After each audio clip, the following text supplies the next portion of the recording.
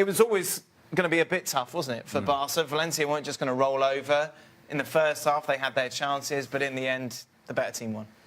Yeah, and Barcelona had a lot of the possession, as you would expect. And yes, Valencia did press high, did try to create some turnovers. That quite didn't happen the way that they would have wanted. And then once the game settled down, and it wasn't about emotion, it was about execution, then you had Luis Suarez with the individual effort and the cross over the top, and Coutinho recognizing his position on the field, knowing that Messi's going down the middle, he goes to the far post. All those things seem to be coming together for Barcelona, and after that first goal, it was always going to be difficult. Barcelona goes through, as we all expected. A significant move at the break in the fact that Coutinho was brought on at half-time. We talked before, his first 4 games, no goals, no assists. Obviously, this is going to help.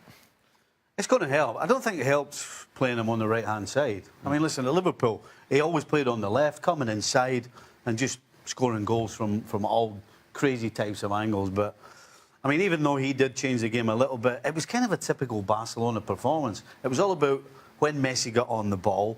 It was all about the opposition actually looked as though they might be able to do something against Barcelona. But in the end, it was the outcome that we've seen all season, pretty much.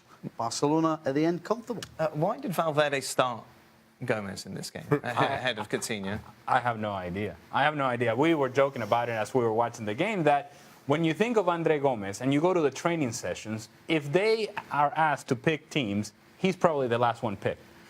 And he's actually played better under Valverde than he did under Luis Enrique. But the bar was so incredibly low that that's not much to say. André Gomez simply does not belong at Barcelona. It's not that kind of player. And Coutinho, even though he's just still trying to figure out where he fits in, is a much better version of whatever André Gomez is. Meanwhile, you take a look at the star performer in this game, Luis Suarez, with those 2 key assists. You know, it's easy sometimes to write him off. He had a bit of a rough start to the season, but he's still up there as one of the best in the world, isn't he? Yeah, his movement's always been top of the class. The problem with Luis Suarez at the beginning of the season was you could see he was a little off with his touch. And so when his touch was off in tight spaces, he wasn't able to make the right kind of contact. When he was shooting the ball, he wasn't passing or connecting passes near as well as he normally does. But you could see that they went through a period of figuring out their shape, and their shape without Neymar. It was a tough period in that beginning of the preseason. We even thought there might be some bigger problems ahead, but they figured that out. I think the main reason things are working now is because of the pressure they're allowed to put. They're more compact in the middle. And I think that when you have that, it gives them the freedom to win the ball at better spots, and then they can find they can find Messi to do his job. It's interesting in that we spent a lot of time this season on this programme waxing lyrical about Manchester City and the possibility of them doing the treble. You take a look at Barcelona, though. They're in exactly the same position. The fact they're going to win La Liga, final of the Copa del Rey, and obviously one of the favourites for the Champions League. Yeah, I think you'll have to say, wouldn't you, that their achievement has been more significant than that of Manchester City because of everything that happened in the summer. The fact that we all wrote them off. We all thought Real Madrid were going to run away with this La Liga. There was problems with Messi's contract. Neymar said he wasn't happy in Catalonia, moving away.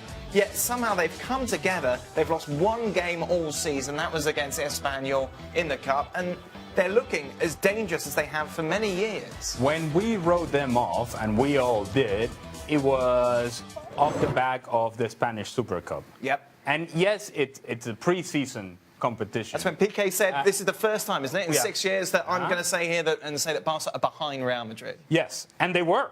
Yep. They were, and it showed in the way that they were playing, and you would have thought, my goodness.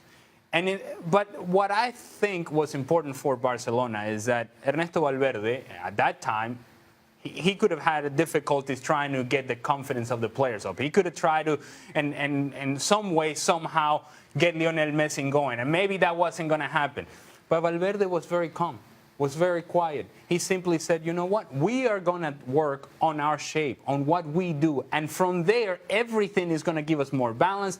We're going to be more solid as a team. We're going to defend better. We're going to recover the ball in higher positions. And from there, we're going to allow our very talented attacking players to take over.